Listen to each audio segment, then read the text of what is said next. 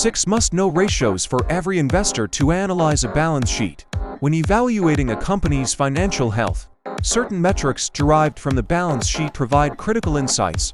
1. This measures a company's ability to pay off its short-term liabilities with its short-term assets. A current ratio greater than 1 indicates that the company has more assets than liabilities due within a year, suggesting good short-term financial health. 2. This ratio shows how efficiently a company uses its assets to generate sales.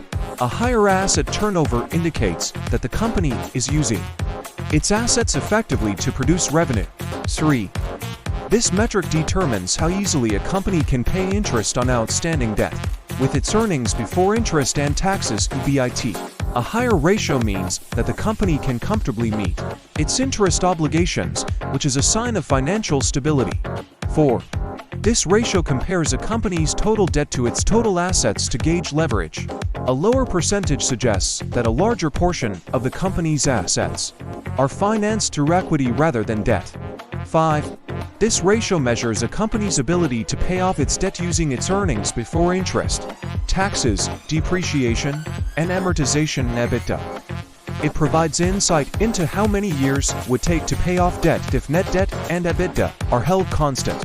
6. ROIC measures how well a company generates returns from its total capital, including both equity and debt. It helps investors evaluate the efficiency of the capital used within the company.